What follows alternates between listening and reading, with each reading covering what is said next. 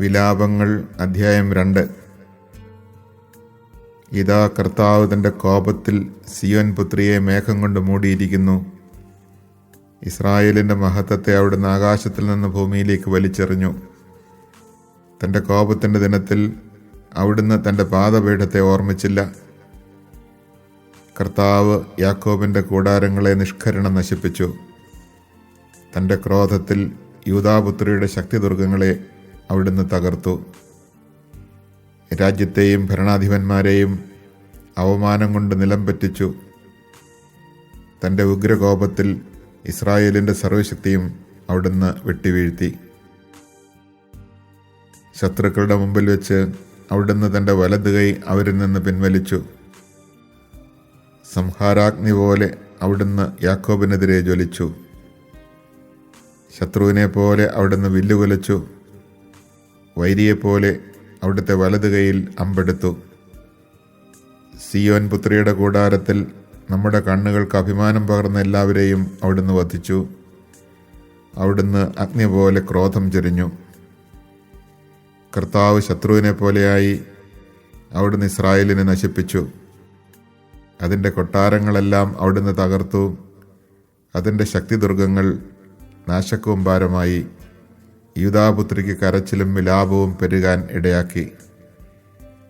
അവിടുന്ന് തൻ്റെ കൂടാരത്തെ തോട്ടത്തിലെ കുടിലെന്ന പോലെ തകർത്തു. നിർദ്ദിഷ്ടോത്സവങ്ങൾ ആഘോഷിക്കേണ്ട സ്ഥലത്തെ അവിടുന്ന് നാശക്കൂമ്പാരമാക്കി. കർത്താവ് സിയോനിൽ നിർദ്ദിഷ്ടോത്സവവും സാപത്തും ഇല്ലാതാക്കി.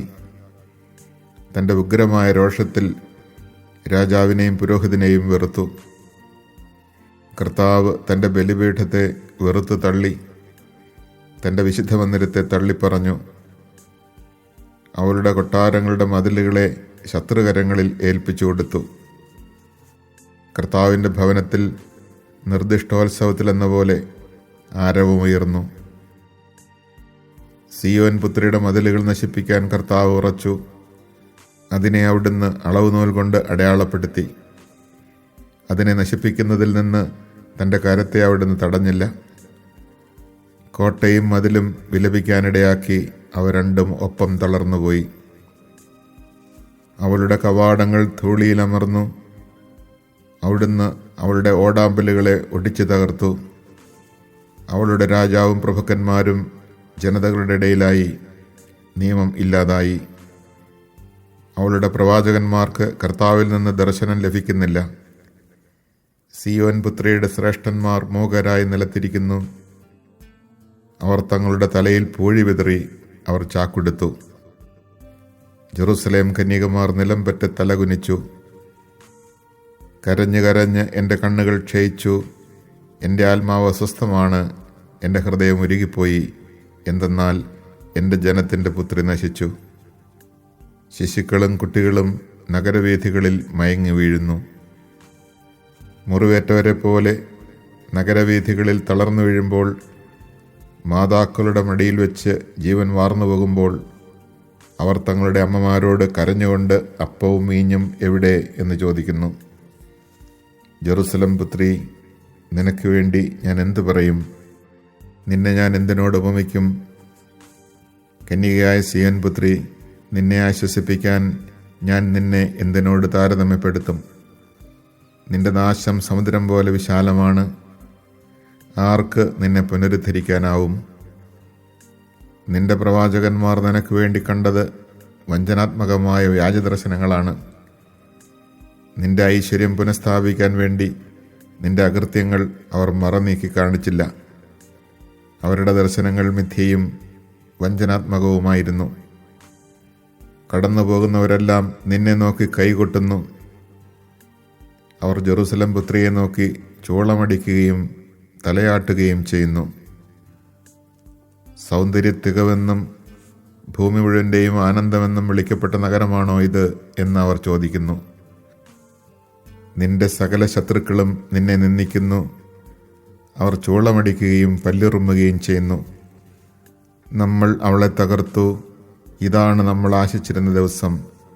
ഇപ്പോൾ അത് വന്നു ചേർന്നു. നാം അത് കാണുന്നു എന്നവർ അട്ടഹസിക്കുന്നു. കർത്താവ് തൻ്റെ നിശ്ചയം നിറവേറ്റി. അവിടുന്ന് തൻ്റെ ഭീഷണി നടപ്പിലാക്കി. പണ്ട് നിർണയിച്ചതുപോലെ നിഷ്കരുണം അവിടുന്ന് നശിപ്പിച്ചു. ശത്രു നിന്റെ മേൽ സന്തോഷിക്കാൻ അവിടുന്ന് ഇടയാക്കി. നിന്റെ ശത്രുക്കളുടെ ശക്തിയെ ഉയർത്തി. സിയോൻ പുത്രി, കർത്താവിനോട് ഉറക്കെ നിലവിളിക്കുക. രാവും പകലും മഹാപ്രവാഹം പോലെ കണ്ണുനീർ ഒഴുകട്ടെ. നീ വിശ്രമിക്കരുത്, കണ്ണുകൾക്ക് വിശ്രമം നൽകരുത്. രാത്രിയിൽ യാമങ്ങളുടെ ആരംഭത്തിൽ എഴുന്നേറ്റ് ഉറക്കെ നിലവിളിക്കുക. കർത്താവിൻ്റെ സന്നിധിയിൽ ജലധാര പോലെ നിന്റെ ഹൃദയത്തെ ചൊരിയുക.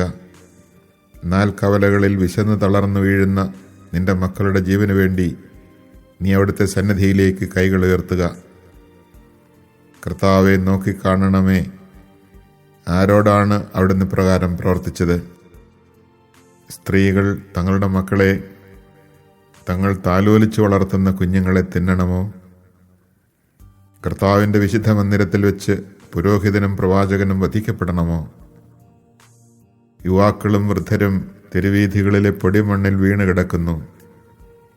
എൻ്റെ കന്യകമാരും എൻ്റെ യുവാക്കളും വാളിനിരയായി വീണു. അങ്ങയുടെ കോപത്തിൻ്റെ ദിനത്തിൽ അവിടുന്ന് അവരെ വധിച്ചു, കരുണ കൂടാതെ കൊന്നു. നിർദ്ദിഷ്ടോത്സവത്തിലെന്ന പോലെ അവിടുന്ന് ഭീകരതകളെ എനിക്ക് ചുറ്റും വിളിച്ചു വരുത്തി. കർത്താവിൻ്റെ കോപത്തിൻ്റെ ദിനത്തിൽ ആരും രക്ഷപ്പെടുകയോ അവശേഷിക്കുകയോ ചെയ്തില്ല. ഞാൻ താലോലിച്ച് വളർത്തിയവരെ എൻ്റെ ശത്രു നിഗ്രഹിച്ചു.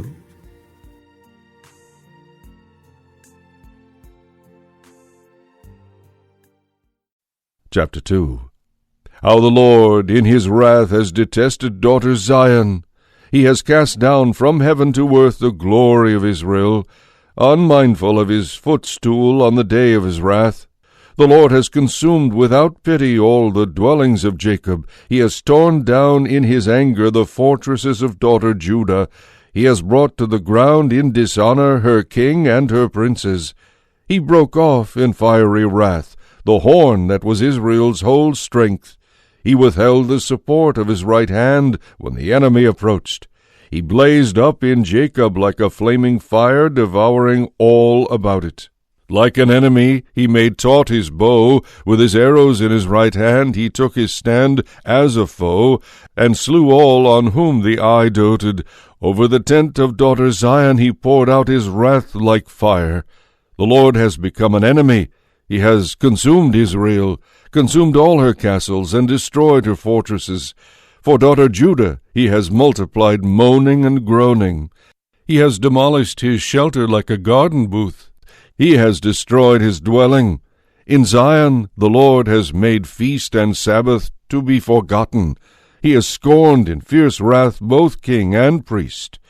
The Lord has disowned his altar, rejected his sanctuary. The walls of her towers he has handed over to the enemy, who shout in the house of the Lord as on a feast day. The Lord marked for destruction the wall of daughter Zion. He stretched out the measuring line. His hand brought ruin, yet he did not relent. He brought grief on wall and rampart till both succumbed.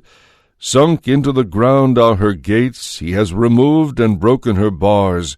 Her king and her princes are among the pagans. Priestly instruction is wanting, and her prophets have not received any vision from the Lord. On the ground in silence sit the old men of daughter Zion. They strew dust on their heads and gird themselves with sackcloth. The maidens of Jerusalem bow their heads to the ground. Worn out from weeping are my eyes. Within me all is infirmant. My gall is poured out on the ground because of the downfall of the daughter of my people. As child and infant faint away in the open spaces of the town, they ask their mothers, "Where is the cereal?" In vain, as they faint away like the wounded in the streets of the city and breathe their last in their mother's arms. To what can I liken or compare you, O daughter Jerusalem? What example can I show you for your comfort, virgin daughter Zion? For great as the sea is your downfall, who can heal you? Your prophets had for you false and specious visions. They did not lay bare your guilt to avert your fate. They beheld for you in vision false and misleading portents. All who pass by clap their hands at you. They hiss and wag their heads over daughter Jerusalem. Is this the all-beautiful city, the joy of the whole earth? All your enemies open their mouths against you. They hiss and gnash their teeth. They say, "We have devoured her. This at last is the day we hoped for. We have lived to see it." The Lord has done as he decreed. He has fulfilled the threat he set forth from days of old. He has destroyed and had no pity, letting the enemy gloat over you and exalting the horn of your foes. Cry out to the Lord, moan, O daughter Zion. Let your tears flow like a torrent day and night. Let there be no respite for you, no repose for your eyes. Rise up, shrill in the night, at the beginning of every watch. Pour out your heart like water in the presence of the Lord. Lift up your hands to him for the lives of your little ones who faint from hunger at the corner of every street. Look, O Lord, and consider, whom have you ever treated thus? Must women eat their offspring, their well-formed children? Are priest and prophet to be slain in the sanctuary of the Lord? Dead in the dust of the streets lie young and old. My maidens and young men have fallen by the sword. You have slain on the day of your wrath, slaughtered without pity. You summoned, as for a feast day, terrors against me from all sides. There was not on the day of your wrath either fugitive or survivor. Those whom I bore and reared, my enemy has utterly destroyed.